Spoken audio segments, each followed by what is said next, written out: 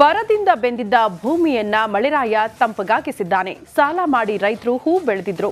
ಆದ್ರೀಗ ರೈತರು ಬೆಳೆದಿದ್ದ ಹೂವಿಗೆ ಬೆಲೆಯೇ ಇಲ್ಲದಂತಾಗಿದೆ. ಇದರಿಂದ ರೊಚ್ಚಿಗಿದ್ದ ರೈತ ಏನ್ ಮಾಡ್ದ ಗೊತ್ತಾ? ಈ ಸ್ಟೋರಿ ನೋಡಿ.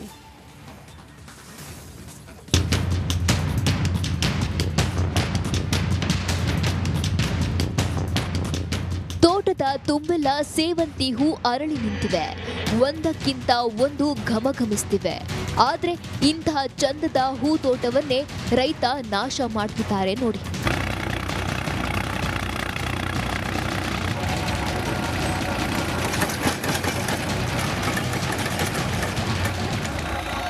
ಅಯ್ಯಯ್ಯೋ, ಇದೇನಪ್ಪ ಈ ರೈತ ಬೆಳೆದ ಹೂವನ್ನೆಲ್ಲ ಹೀಗೆ ನಾಶ ಮಾಡ್ತಿದ್ದಾರೆ ಅಂತ ಯೋಚಿಸ್ತಿದ್ದೀರಾ?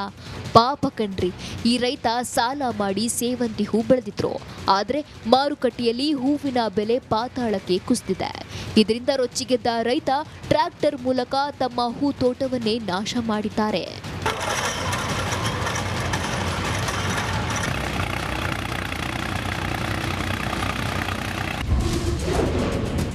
ಎರಡು ಎಕರೆಯಲ್ಲಿ ಬೆಳೆದಿದ್ದ ಹೂ ನಾಶಗೊಳಿಸಿದ ರೈತ. ಕೋಲಾರ ಜಿಲ್ಲೆಯಾದ್ಯಂತ ರೈತರು ಚೆಂಡು ಹೂ, ಸೇವಂತಿ, ಗುಲಾಬಿ ಹೂಗಳನ್ನ ಬೆಳೆದಿದ್ದಾರೆ. ಆದರೆ ಪಿತೃಪಕ್ಷ ಇರೋ ಕಾರಣ ಹೂವಿನ ಬೆಲೆ ಕುಸಿದು ಬಿಟ್ಟಿದೆ. 1 ಕೆಜಿ ಸೇವಂತಿ ಹೂವು 10 ರೂಪಾಯಿಗೆ ಮಾರಾಟ ಆಗ್ತಿಲ್ಲ. ಹೀಗಾಗಿ ಬಂಗಾರಪೇಟೆ ತಾಲೂಕಿನ ಮಾರಂಡಹಳ್ಳಿಯ ಕೃಷ್ಣಮೂರ್ತಿ ತನ್ನ 2 ಎಕರೆ ತೋಟದಲ್ಲಿದ್ದ ಸೇವಂತಿ ಹೂವನ್ನ ಟ್ರ್ಯಾಕ್ಟರ್ ಮೂಲಕ ನಾಶ ಮಾಡಿದ್ದಾರೆ. ಹೂವು ಫುಲ್ ರೇಟ್ ಡೌನ್ ಆಗಿಬಿಟ್ಟಿದೆ. ವ್ಯಾಪಾರಸ್ಥರು ಯಾರು ಬರ್ತಾ ಇಲ್ಲ. ಹೂವು ಜಾಸ್ತಿ ಬೆಳೀತಾರೆ ರೈತರು, ಆದರೆ ಏನು ಸಿಗ್ತಾ ಇಲ್ಲ. ರೇಟ್ ಜಾಸ್ತಿ ಡೌನ್ ಆಗುತ್ತೆ. ಮೂಟೆ ಲೆಕ್ಕ ಚೆಂಡು ಹೂವು ಚಾಮಂಚಿ ಬಂದು 50 ರೂಪಾಯಿ 60 ರೂಪಾಯಿ ಮಾಡ್ತಾಯಿದ್ದಾರೆ. ಆದರೆ ಏನು ರೈತರಿಗೆ ಏನು ಸಿಗ್ತಾ ಇಲ್ಲ. ವ್ಯಾಪಾರಸ್ಥರು ಪಾಪ ತಗೊಂಬಂದು ಹಾಕ್ತಾಯಿದ್ದಾರೆ, ನಾವು ಮಾರಿ ಕೊಡ್ತಾಯಿದ್ದೀವಿ. ಆದರೆ ಅವ್ರಿಗೇನು ಕೂಲಿ ಕೂಡ ಬರ್ತಾ ಇಲ್ಲಂತೆ. ಬಾಡಿಗೆ ಕೂಲಿ ಸರಿ ಹೋಗ್ತೈತೆ. ಈ ಪ್ರೀತ ಹೂವು ಜಾಸ್ತಿ ಬೆಳೀತಾರೆ ರೈತರು. ಆದ್ರೂ ಯಾರು ತೊಗೊಂಡೋಗೋರು ವ್ಯಾಪಾರಸ್ಥರು ಯಾರು ಬರ್ತಾಯಿಲ್ಲ. ಶಾಪ್ ಕರ್ಕೊಂಡ್ರೂ ಯಾರು ತೊಗೊಂಡೋಗ್ತಾ ಇಲ್ಲ. ಬೇಡಿಕೆ ಕಡಿಮೆಯಾಗಿರೋ ಕಾರಣ ತೋಟಗಳಲ್ಲಿ ಹೂವು ಕೊಳೆಯುವ ಸ್ಥಿತಿ ನಿರ್ಮಾಣವಾಗಿದೆ. ಸರ್ಕಾರ ಈ ಕೂಡಲೇ ಹೂವು ಬೆಳೆಗಾರರಿಗೆ ಪರಿಹಾರ ಕೊಡಬೇಕು ಅಂತ ಹೂವು ಬೆಳೆಗಾರರು ಆಗ್ರಹಿಸಿದ್ದಾರೆ. ಲಕ್ಷಾಂತರ ರೂಪಾಯಿ ಬಂಡವಾಳ ಹಾಕಿ ಬೆಳೀತಿರೋ ವಿವಿಧ ತಳಿಯ ಹೂಗಳು, ಅದರಲ್ಲಿ ಚೆಂಡು ಹೂವು ಇರ್ಬೋದು, ರೋಸ್ ಇರ್ಬೋದು, ಮಾರಿಗೋಲ್ಡ್ ಇರ್ಬೋದು, ವಿವಿಧ ತಳಿಯ ಒಂದು ಸೇವಂತಿಗೆಗಳು ಇವತ್ತು ಬೆಳೀತಾ ಇದ್ದಾರೆ. ಆದರೆ ಹಬ್ಬ ಹರಿದಿನಗಳು ಬಿಟ್ಟರೆ ರೈತನ ಕಾಸು ನೋಡೋದಂದರೆ ಖಂಡಿತವಾಗ್ಲೂ 1 ರೂಪಾಯಿ ಕೂಡ ನೋಡ್ತಾ ಇಲ್ಲ. ಯಾಕೆಂದರೆ ಹಾಕಿದ ಬಂಡವಾಳ ಕರಿಲ್ಲ. ಇವತ್ತು ಒಬ್ಬ ಕೂಲಿ ಆಳು ಬರಬೇಕಾದ್ರೆ, ಹೆಣ್ಣಾಳು ಬಂದು ಕೀಳಬೇಕಾದ್ರೆ 500 ರೂಪಾಯಿ ಕೊಡಬೇಕು. ಬೆಳಗ್ಗೆ 7 ಗಂಟೆಗೆ ಬರ್ತಾರೆ, ಮಧ್ಯಾಹ್ನ 10 ಗಂಟೆಗೆ ಹೊರಟೋಗ್ತಾರೆ, 500 ರೂಪಾಯಿ ಕೊಡಬೇಕು. ಇನ್ನು ಮಾರ್ಕೆಟ್ಗೆ ಎತ್ಕೊಂಡ್ಬಂದು ಸಾಕಾಣಿಕೆ ಮಾಡೋದೆಲ್ಲ ನೋಡಿದ್ರೆ 100 ರೂಪಾಯಿಂದ 200 ರೂಪಾಯಿ ಖರ್ಚು ಬರ್ತಾ ಇದೆ. ಬರದ ನಾಡಿನಲ್ಲಿ ಹೂ ಬೆಳೆಗಾರರ ಬದುಕು ಬಾಡಿ ಹೋಗ್ತಿರೋದು ಮಾತ್ರ ನಿಜಕ್ಕೂ ನೋವಿನ ಸಂಗತಿ. ಸುರೇಶ್, ರಿಪಬ್ಲಿಕ್ ಕನ್ನಡ, ಕೋಲಾರ.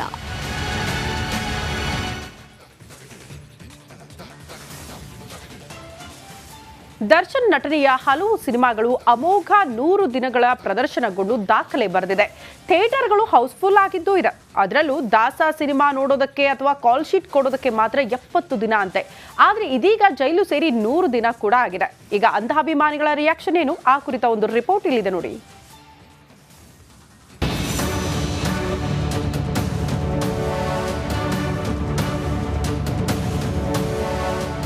100 ದಿನ ಭರ್ಜರಿ ಪ್ರದರ್ಶನ. ಇದು ಯಾವ ಸಿನಿಮಾ ಭರ್ಜರಿಯಾಗಿ ಓಡ್ತಿದೆ ಅನ್ಕೊಂಡ್ರಾ? ಇದು ಸಿನಿಮಾ ಅಲ್ಲ. ದರ್ಶನ್ ಜೈಲು ಸೇರಿ 100 ದಿನದ ಮೇಲಾಯ್ತು. ಕೊಲೆ ಕೇಸ್ನಲ್ಲಿ ಕಾಟೇರ ಸೆರೆಮನಿಯಲ್ಲಿ ಮುದ್ದೆ ಮುರಿಯುತ್ತಿದ್ದು 100 ದಿನಗಳೇ ಕಳೆದಿದೆ. ಇನ್ನು ಸಿನಿ ಜೀವನದಲ್ಲೂ ದರ್ಶನ್ ಸಿನಿಮಾಗಳು 100 ದಿನ ಪೂರೈಸಿವೆ.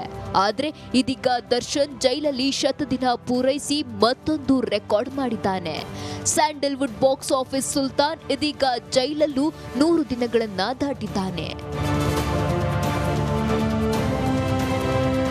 ದರ್ಶನ್ ಯಾವುದೇ ಸಿನಿಮಾ ಒಪ್ಕೊಂಡ್ರು ಕಾಲ್ ಶೀಟ್ ಕೊಡೋದು 70 ದಿನ ಮಾತ್ರವಂತೆ. ಆದ್ರೀಗ ರೇಣುಕಾಸ್ವಾಮಿ ಕೊಲೆ ಕೇಸ್ನಲ್ಲಿ ಜೈಲು ಸೇರಿ 100 ದಿನಗಳೇ ಕಳೆದು ಹೋಗಿದೆ. ಆಚೆ ಬರೋಕೆ ಪರದಾಡುವಂತಾಗಿದೆ.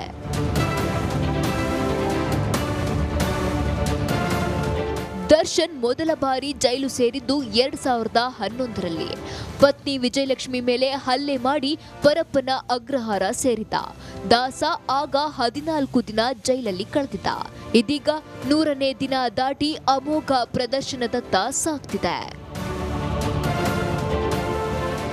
Crime bureau, Republic Kannada. ನಾಗಮಂಗಲದಲ್ಲಿ ಹೊತ್ಕೊಂಡಿದ್ದ ಕೋಮು ಗಲಭೆಯ ಕಿಡಿ ಮಧ್ಯ ಕರ್ನಾಟಕಕ್ಕೂ ಕೂಡ ಅದು ಹಬ್ಬಿಬಿಟ್ಟಿದೆ. ದಾವಣಗೆರೆಯಲ್ಲಿ ಗಣೇಶನ ಮೆರವಣಿಗೆ ಮೇಲೆ ಕೆಲ ಕೋಮು ಕೇಡಿಗಳು ಕಲ್ಲು ತೂರಿದ್ದಾರಂತೆ. ಬೆಣ್ಣೆ ನಗರಿಯಲ್ಲಿ ಉದ್ವಿಗ್ನ ಸ್ಥಿತಿ ನಿರ್ಮಾಣಗೊಂಡಿದೆ. ಈ ಕುರಿತ ಒಂದು ರಿಪೋರ್ಟ್ ಇಲ್ಲಿದೆ ನೋಡಿ.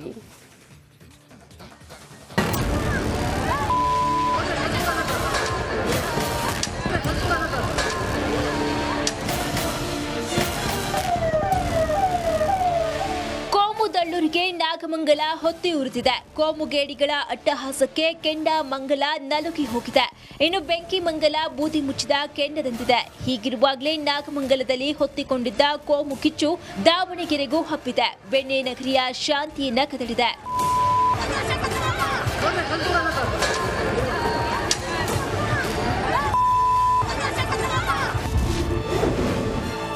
ಆಗ ನಾಗಮಂಗಲ, ಈಗ ದಾವಣಗೆರೆ. ಗಣೇಶ ವಿಸರ್ಜನೆ ವೇಳೆ ಕಲ್ಲು ತೂರಾಟ.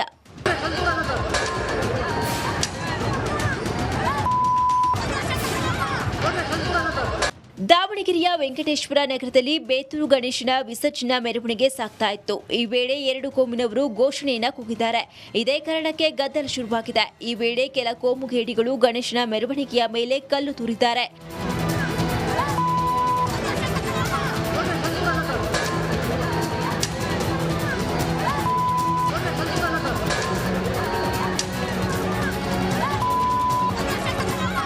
ಕೂಡಲೇ ಲಾಠಿ ಹಿಡಿದು ಫೀಲ್ಡ್ಗಿಳಿದ ಎಸ್ಪಿ ಉಮಾ ಪ್ರಶಾಂತ್ ಪರಿಸ್ಥಿತಿಯನ್ನ ಹತೋಟಿಗೆ ತಂದಿದ್ದಾರೆ.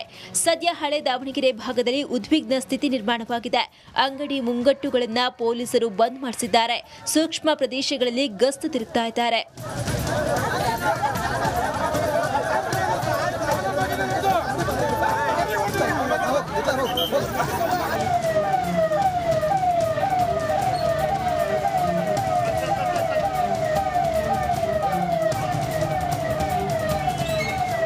ಘರ್ಷಣೆ ಬಳಿಕ ದಾವಣಗೆರೆಯಲ್ಲಿ ಪ್ರಕ್ಷುಬ್ಧ ವಾತಾವರಣವಿರುವ ಕಾರಣ ಪೊಲೀಸ್ ಇಲಾಖೆ 144 ಸೆಕ್ಷನ್ ಜಾರಿ ಮಾಡಲು ಮುಂದಾಗಿದೆ. ನಿನ್ನೆ ಪ್ರಚೋದನಕಾರಿ ಭಾಷಣ ನೀಡಿದ್ರಿಂದಲೇ ಈ ಗಲಾಟೆ ನಡೆದಿದೆ. ಸದ್ಯ ಪರಿಸ್ಥಿತಿ ನಿಯಂತ್ರಣದಲ್ಲಿರುವುದಾಗಿ ಎಸ್ಪಿ ಉಮಾ ಪ್ರಶಾಂತ್ ಹೇಳಿದ್ದಾರೆ. ಇವಾಗ ಸ್ಪಾರ್ಕ್ ಇನ್ ದ ಸೆನ್ಸ್ ನಿನ್ನೆ ಒಂದು ಪ್ರೊವೊಕೇಟಿವ್ ಸ್ಪೀಚ್ ಮಾಡಿದ್ರು. ಆ ಪ್ರೊವೊಕೇಟಿವ್ ಸ್ಪೀಚ್ ಸಂಬಂಧ ಈಗಾಗಲೇ ಒಂದು ಪ್ರಕರಣವನ್ನು ಕೂಡ ದಾಖಲು ಮಾಡಿದ್ದೇವೆ. ಅದನ್ನು ಲೀಗಲ್ ಆಗಿ ಏನು ಪ್ರೊಸೀಜರ್ ಮಾಡಬೇಕು ಅದನ್ನು ಕೂಡ ಮಾಡ್ಕೊಂಡಿದ್ದೇವೆ. ಅದ್ರ ಸಂಬಂಧನೇ ಕೂಡ ಈಗಾಗಲೇ ನಾವು ನಿನ್ನೆನೇ ಒಂದು ಯಾರ್ಯಾರು ಸೋಷಿಯಲ್ ಮೀಡಿಯಾದಲ್ಲಿ ಈ ರೀತಿಯಾದ ಪೋಸ್ಟ್ ಮಾಡಿದ್ರು ಅವ್ರ ಮೇಲೆ ಕೂಡ ನಾವು ಪ್ರಕರಣವನ್ನು ದಾಖಲು ಮಾಡಿ ಇದ್ರ ಬಗ್ಗೆ ಕಟ್ಟೆಚ್ಚರಿಕೆ ಕೂಡ ಕೊಟ್ಟಿದ್ದೇವೆ. ಇಷ್ಟು ದಿವಸ ಯಾವ ರೀತಿ ಗಣಪತಿ ಇದು ವೆಂಕಬಾವಿದು ಇದೇ ರೋಡಲ್ಲಿ ಹೋಗ್ತಾ ಇತ್ತು ಅದೇ ಥರ ಹೋಗ್ತಾ ಇದೆ.